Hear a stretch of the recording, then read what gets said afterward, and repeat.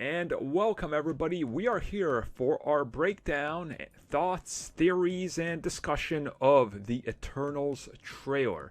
Figured let's not make you guys wait till the podcast this weekend, because by then we'll forget what we want to talk about. But, of course, with that in mind, make sure you like, subscribe, and smash that button or whatever. And as always, thanks for joining us. I am joined by Mitch. What's up? You can follow me on Twitter at Mitch692. I did the thing that YouTube tells me I have to do at least once. I did it. You have to tell him to like and subscribe. Smash the subscribe button or whatever. Either way, though, you know what smashed our way this morning, Mitch? This Eternals trailer. Yeah, about damn time. I mean, let's just get into it. Like, we got the opening shot right there. We got the old man and the child behind him. Very early, man. Very. My big takeaway here was, like, the lighting in this entire trailer, starting off with this first shot in the trailer, very not what I expected. Like, when I think Eternals and I look at the comics, I see bright splashes of color everywhere. And this was a lot more muted, but I think it's intentional in this trailer, which I'll talk about later on. Have you seen Nomadland? No, it's literally on my list. I was going to watch it this coming weekend. This is literally shot like Nomadland. That's what it seems like to me, yeah. It's just like, is this Nomadland? It's Eternals. I can't tell. It's just like, So with that, I do want to transition us over to the next shot here, where it's those same people looking up into the sky, and we got the arrival of the ship. Now, interesting design here. Like, yeah, it reminds me of that like 2001 Monolith. Yep. Like very just block, whatever the hell that thing's made of. Yeah, it looks like stone. I can't really tell. I feel like that's intentional on their design. Like, again, you mentioned 2001. The first thing that popped in my head was 2001. The worshipping of the monolith, the stone thing. It's like they're gonna like bow down to this or something. Like it's a god coming for them. Obviously, for people that don't know, Eternals are gonna be portrayed as gods. Like, they shaped our history, which this trailer hints towards that. But you have to read more into it, and I'm assuming the next trailer will get way more into it. I'm also not sure if this confirms or not that they're not humans that were made into Eternal. Because obviously we don't see anything to do with Celestials. They tell us nothing about these characters here, apart from they've been here the entire time. We have nothing to do with Celestials or the Deviants in this, which are the villains of the film. So, what's the main villain? Crow? Crow. K-R-O.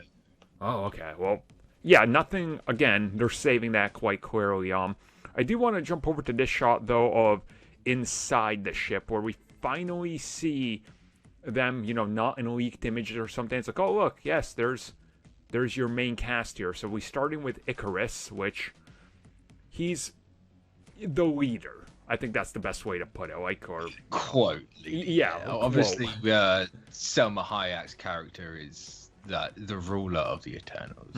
She's the head honcho. I'm completely blanking on the name. God damn, what's her name? I keep wanting to say Fastos, but I know it's not Fastos. Yeah.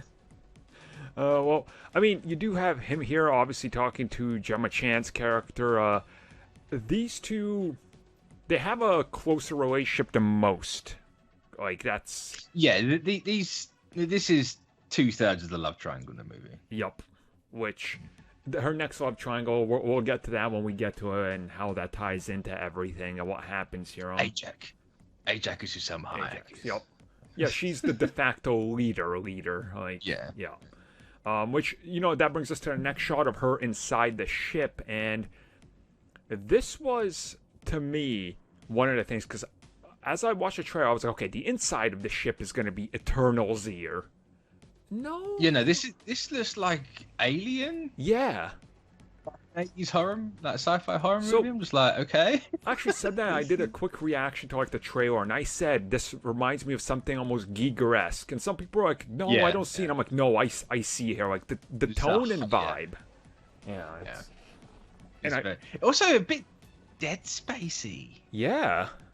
Yeah. It's like I don't imagine Dead Space is a factor into at all, but it kind of.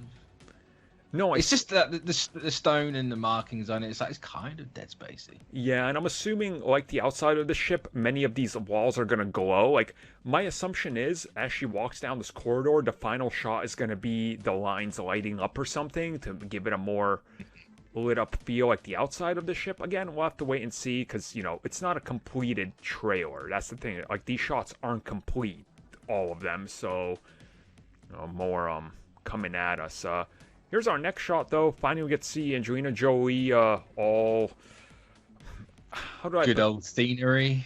Yeah, It's a different suit to what we've seen before. Yes. Which I found interesting. It's like, hang on, that's not... Unless it's, we've only really seen blurry, pixelated pictures of everything. And that quick 3-second thing from before didn't really give us a good look at it. But that doesn't... I didn't think that looked like the concept art of what we've seen. My guess would be multiple suits for each character, just as they evolve, because it's like, they've been like, thousands of years. They're never going to change their wardrobe at all. Like, yeah, there is that. Which we'll talk about in this when we get to it. Again, here's another shot next up. Again, Salma Hayek's character. And this is more of the colors and palettes I was expecting more of. Like, you get the sense of more Kirby in this. I think that's the way to put it. Yeah, I'm still not overly sold on these suits. Yeah, I know we haven't seen a lot of them, and what we have seen in this, it's very, it's a very muted trailer. I imagine all the big, bright, colorful stuff is coming down the line. Mm-hmm. But they could have gone a bit more Kirby than they did. I imagine they must have gone like, what would Kirby look like now? Yeah. Sort of a thing, because I can see that being a thing. Obviously, they didn't go straight one-for-one Kirby. Makes me think it's like, if you want to go modern Kirby, couldn't you have just been like, hey, Taika, what would you do here? And have him just splash color everywhere like you did in Ragnarok? But I suppose different aesthetics, so, Taika just one-for-one Celestials. Yeah. Legit. At one point, it's just like, okay. Right. We've had that.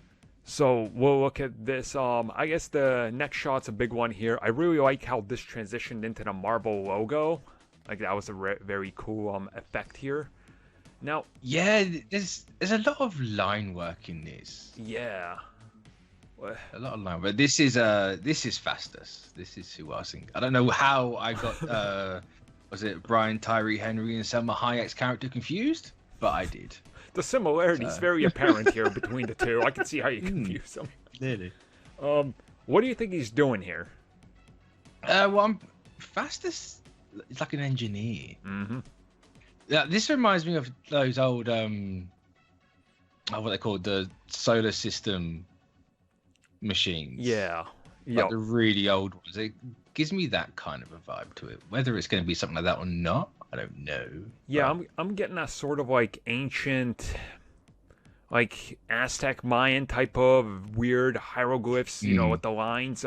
Just from this scene, it's probably nothing to do with it. I'm assuming just that's the way it kind of manifests itself. And the picture I took has like this spiky, weird looking thing over here. I can't really describe it. Just kind of reminds me of something foreign, not used to it. I guess that's the best way to put it. I say I wouldn't be surprised if there's like 9 things protruding out of that when it's all done. Yeah. Even at the top looks like there's ships flying about. It's like little tiny miniature ships, but I could be wrong. No. It just gives me that old solar system model machine vibe. Yep. Exactly. That's sort of what I'm getting here as well. After that, though, we got the passing of some sort of ritual dagger, maybe? So that dagger's going to come back. Yep. There's no way that doesn't. No, it's going to turn out that's the thing that kills the main villain with just one blow. It's just... Oh. Yeah, I wouldn't be surprised. Yeah. It's also the same colors as the Babylon. That's true, yeah. Is this the thing that pushes...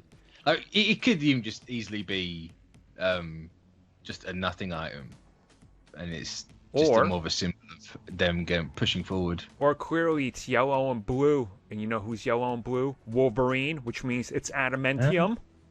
I mean, they could easily do this. You know, I pulled that out as a joke, but you could actually say, no, that's adamantium, and you'd be like, yeah, okay. Yeah, as I say, you know, so that's his whole thing is just like, I want to say it's a bit like alchemy in a way, like transmutation sort of a thing. I've only read the first Eternals run way back when, so it's been a while. I haven't read any of the new stuff, so a little. New run's really good. Yeah, I keep hearing that. I'm waiting for the trade to jump into it, so I guess we'll see. After that, though, here we go again. Now, I think this might be the more familiar outfit you're talking about that we've seen her in, cause this one looks slightly different. Yeah, this looks. I really like it. Like, especially that golden staff, energy staff. Maybe is that the best way to describe that? In the last thing we did for that Eternals footage, I said like I couldn't remember Athena doing that, and lo and behold, me being the dum-dum, that's her entire shtick. She just like, I have read Eternals, I promise. I'm just having an off day. But yeah, her entire thing is like making weapons.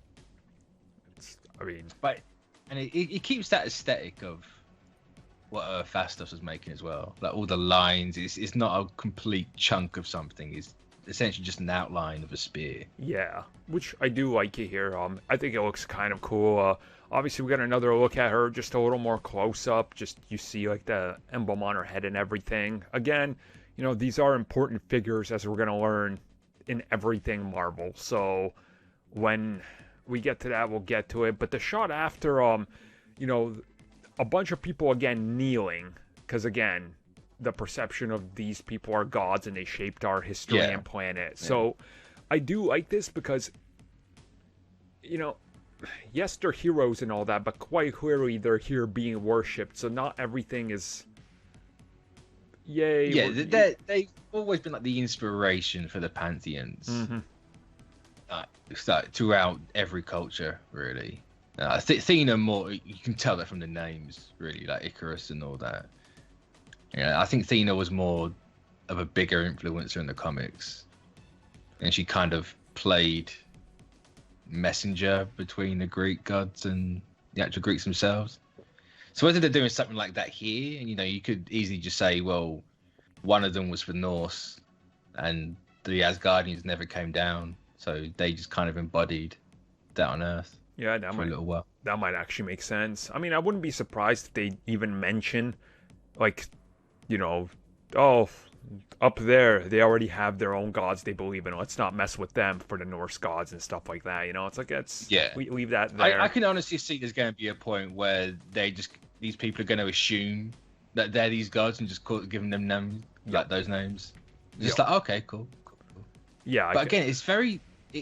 I assume they're in Babylon again because it's blue and gold on the floor. Yeah, I mean... But I assume for the most part what we're going to get is like Babylon and like the Ishtar gates are going to be the main focus of these flashbacks.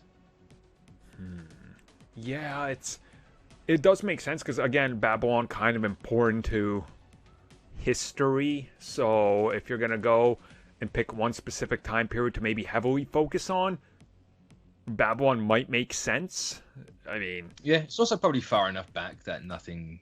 Yeah, really, you're not going to step the toes of anything else. Historically, you don't have to. Even there's so little known as opposed to other locations in history, so you can kind of fudge the numbers a bit too in history. So yeah, it fits in this. Now, next shot again. Here we go. We got a bigger look at the, I guess, architecture of everything, and this is the shot of we've seen before, you know, a few members uniting, their cameras pulling back. They seem to be looking at something. Previous shot, they were looking up, which people suspect are they looking at one of the Celestials arriving, which could still be it. Yeah, it could easily be it. But that looks fantastic. Oh, God, yeah. This... we know they built some of the gate. I doubt they built that entire city, because that thing's huge. Obviously, a lot of that's going to be CGI, but that looks fantastic. And also, you know, got to notice it because inside, far more wealthy and epic looking than the outside, so that split between the rich and the poor definitely going to come into this. The whole struggle and messaging I get behind it, which probably will lead ultimately to why they decide to leave and whatever happened in the past that caused them to leave or ignore.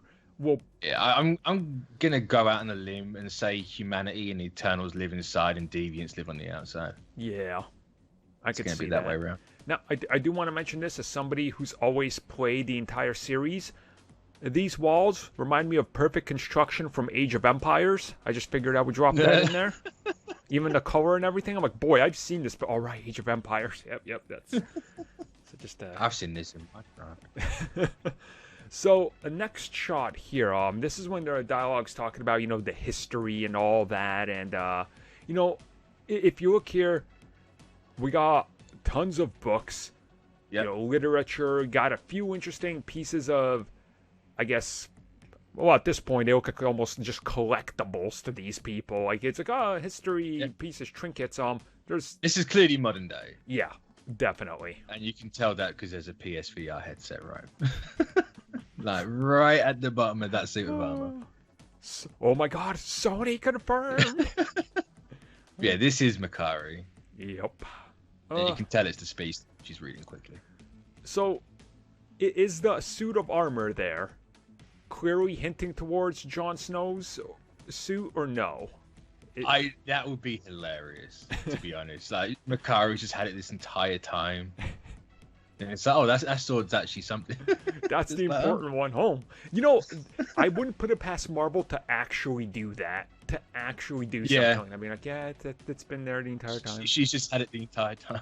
It's like, yeah, cool. It's good, though. Obviously, you see, like, a bunch of scrolls here at the bottom. And, there's just a lot here.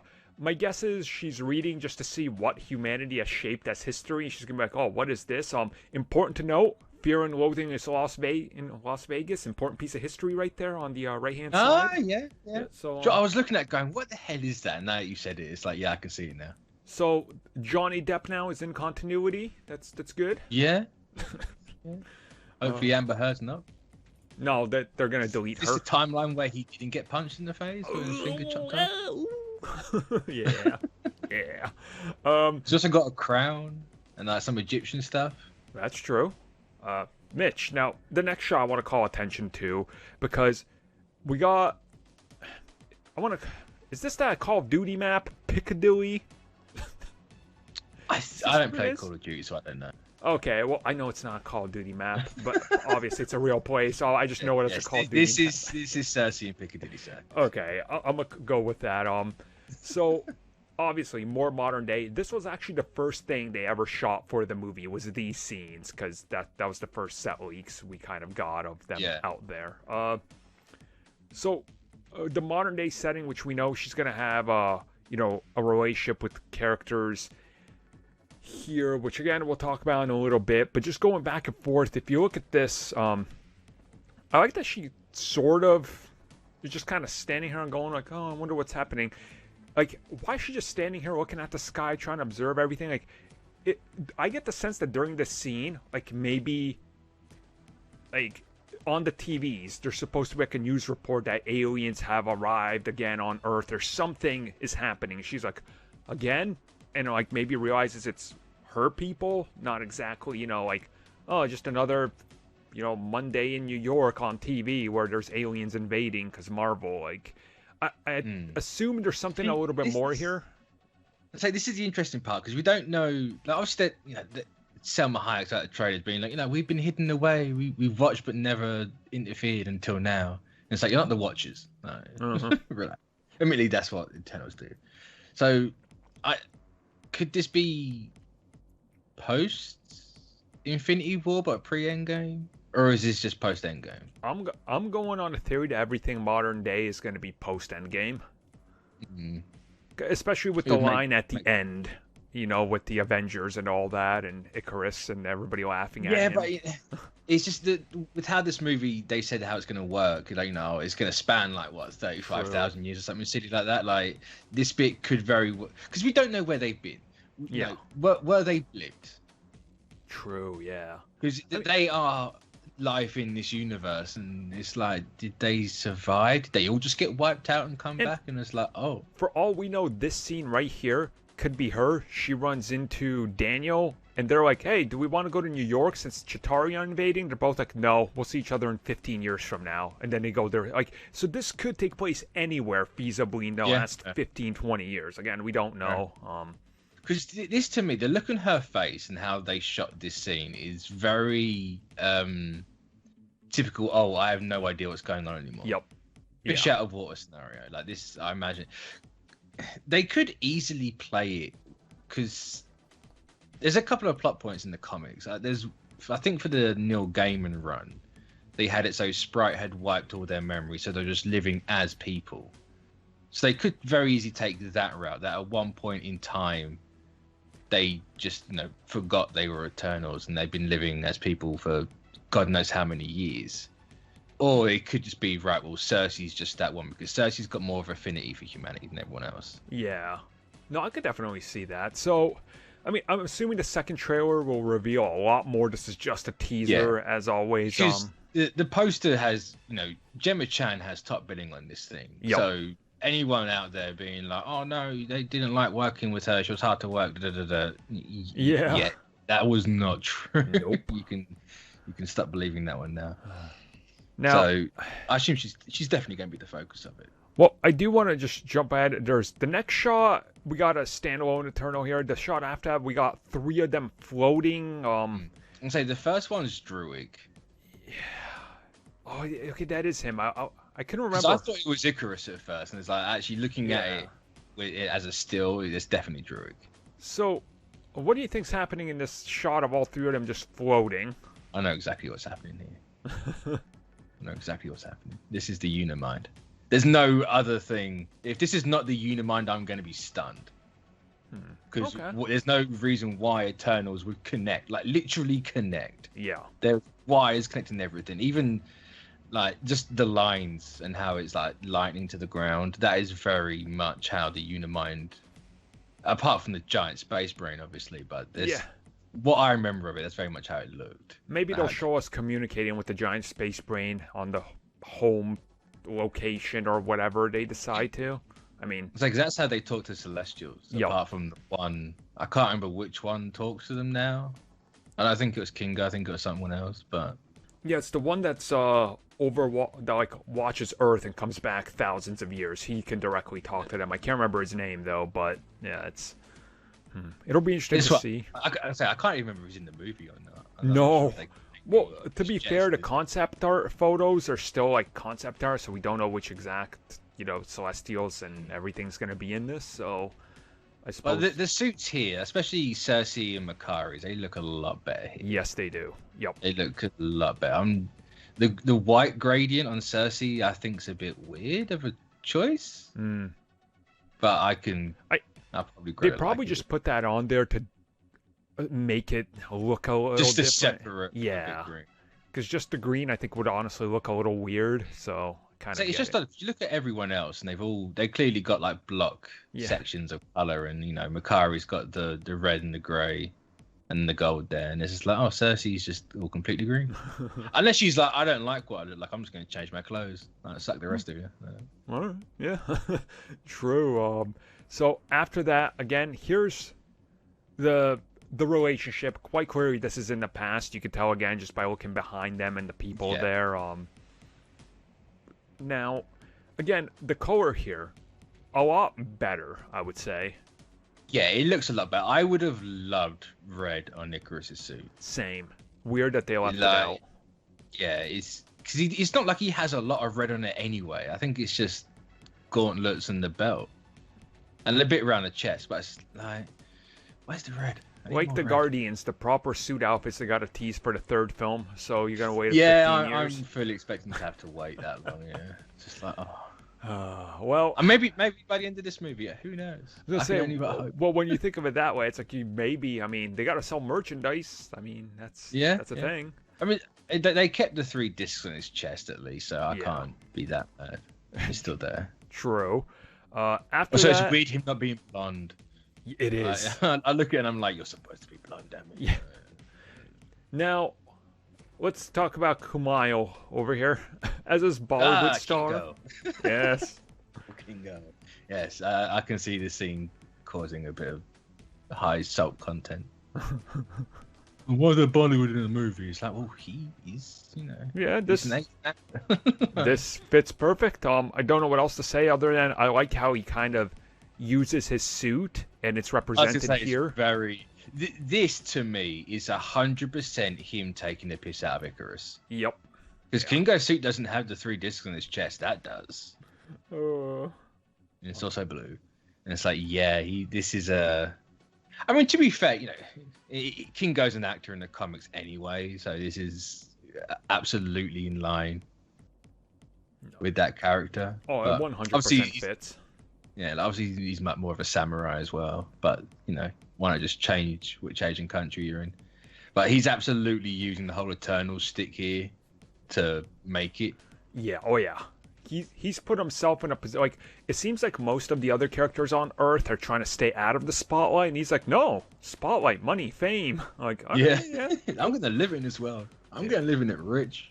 Yeah, I mean, fits for him, I guess. After that... he's huge. Dude is massive. It's weird seeing Kumail that huge. He did get massive. But speaking of that, we finally got him. Here he is. Look at that. Yeah, everyone being like, where's Black Knight? He's right there. Here's your Black Knight. This is the other part of the love triangle we were talking about. So, yeah. The thing with this one is, I hope he does suit up in this film. And I hope it's not just one of those things where it's like, next time, baby. Because it's like, no, please don't. Just have him suit up as the knight. Give him the armor. Give him the... I say, at least give him the sword. Yeah. Now, I want to ask you a question. Do you think the sword gets materialized like the rest of the stuff, or do you think it's a physical sword? I hope it's a physical sword. Same. Yeah. I don't want it looking the same as any Eternal stuff. Yeah. Because then it's like, oh, is he an Eternal? He's got his powers because of Eternal. It's like, no, he needs to stand on his own.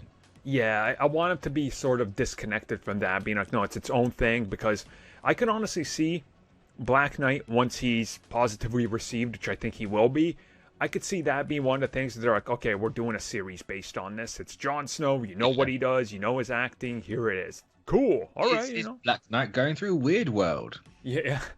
Do it that way. And Kid's a good enough actor. Like, I really like Kid as an actor. I thought he was great in Game of Thrones as it kept going. Like, he got way better, so... I just hope he doesn't play just Jon Snow. Same, yeah. But I really also hope Richard Madden's just not going to play Robb Stark. I don't think he's going to, because from the little bit we get of him in here, it's like, yeah, that's definitely more Icarus than Robb Stark. But I'm excited to see Harrington look like Jon Snow, because that's essentially what Black Knight looks like. Yep. Just with a helmet. Just toss on helmet, yeah. Well, that'll be great. So after this, we got the it's the money shot of the trailer. It's the hizzle the suits. Yeah, they look pretty they look pretty good. They look pretty awesome. I still need to be sold on them a little bit more. I still think they look a bit too uniform. Yeah, even though they're not obviously uniform, because they all look different, but there's a lot of similar elements between everything. Yeah, there's a lot of that. They're all pulling the same, like, it's like one dude made all their suits and just based them off one another. Like, it's a little more individuality would really do them a lot of favor. And I say that as somebody that likes these suits and the approach to them, but it just seems like, it's not an insult, but it seems like a little too basic. I don't know how to describe it. Like, it's something is missing here to me that makes them really pop. Like, I don't know how to. It's just weird because you look at Icarus. Icarus is my main example for this. Like, everyone, they all kind of follow the same sort of thing, but Icarus's suit is exactly what it should look like. Mm-hmm. If you look at it, it's virtually take the detailing out of it. It's a 1-for-1 what he's wearing in the comics. Yeah. It's just flat blue. Yeah. Now, it's like, he's got the gauntlets. Make them red. He's got the halves. He's got the little mini skirt on, for God's sake. Make a bit of that. Just outline it red. Yeah. do you think, and maybe this is just me looking a little too deep into it, but do you think it's the lack of layers that every other MCU suit has? I think it is, yeah. Because you look at everything, like, every single suit they have so far, other than Spider-Man, because his is got to be obviously skin tight, and they explain how it does that. It always has like 3 or 4 layer passes and the lines and everything. Here, the lines exist, but they're flat on the suit, almost like they're just drawn on, and it doesn't make them pop. I think that might be it, because there's a lack of shadowing on everything. Like, and so it feels like they went out of their way to make them look really alien to everything else. Yeah. But at the same time, they've still kept that Marvel look to him. But this shot to me looks like when they've clearly just landed here. This is where the ship appears, and then they go on the ground and all that. So I think that kind of lends it to the fact that they're gonna change. They're not gonna look the same as at the start as they do at the end. There's no way. If they do, I'll be actually stunned. Yeah. But it's the material as well, because it does look really flat. Yeah, I mean, like you said, this is when they land, and then they're going to go for it. My hope is that after they land and we get this opening sequence, it's like 2001-esque, we get the Eternals, and then maybe give us a little 2 to 3 minute how Black Panther did the whole, crashing of everything and the spread. Give us that into how the Eternals spread through Earth and influenced everything, and then catch up with them modern time, and then sort of play it backwards and forward. But I do like this. It's just a little weird. Again, I think the next trailer is going to be the one that everybody's like, oh, okay, like it's more, like in your face, and we're going to see more elements of what this is. Because clearly, teaser trailer always leaves a lot to be desired, and that's how I feel about it. Like, I'm super hyped, but I need to see more. Yeah, I was going to say, it looks like, the shots-wise, it looks fantastic. Yeah. It's absolute. You can tell it's Nomadland. Or Chloe Zhao. You can. It's the most obvious thing they're playing. Like, it's actually kind of funny how Nomadlandy it looks. But yes, I just need to see. I think I need to see them like more in motion as well, because we've never really seen them move in these suits. No. It's all very static poses. There's no.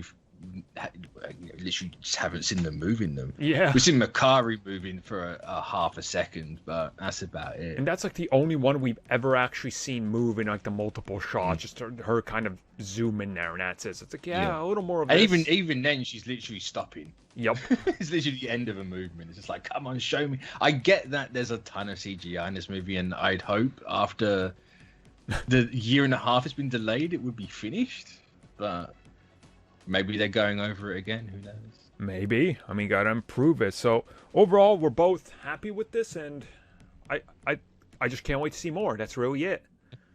I mean, and I've seen a ton of people complain about no Celestials, and so they're not going to give you that straight off the bat. Shut up. Come on.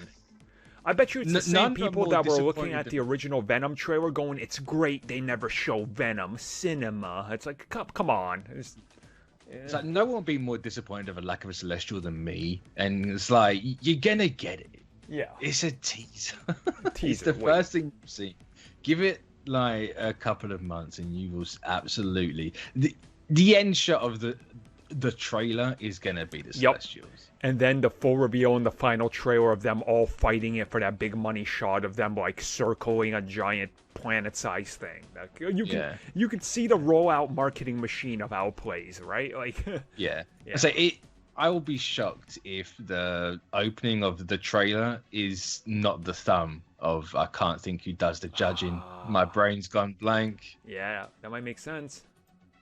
Is it Arishan the judge? I want to say it's Arishan. Big purple dude, not Galactus, but big purple. The other purple giant. He's not even purple. He's red. I'm really having a brain fart this today. I'm clearly a fake fan. the illusion has fallen. But yeah, if you don't get a shot of the thumb, and then the big like thing at the end, I'll be surprised. I know. Well, I suppose that's it then. That was our quick thoughts and breakdown. Well, quick, 35 minutes, not really quick. But hey, that was our thoughts and breakdown of everything we thought about it. So if you guys have anything, you can let us know down below. We'll probably talk more about this on the upcoming podcast as well, because guaranteed there's going to be a couple interviews or pieces that drop after this that will be worth talking about. And I will say, the poster is great, because they clearly looked at Stargate and said, make that poster with the MCU, and it's perfect. So I just love how tall it is. It's a proper old tall poster with the name just coming down. It's like, yeah, that's a nice poster. Good poster. So with that in mind, we'll catch you all next time.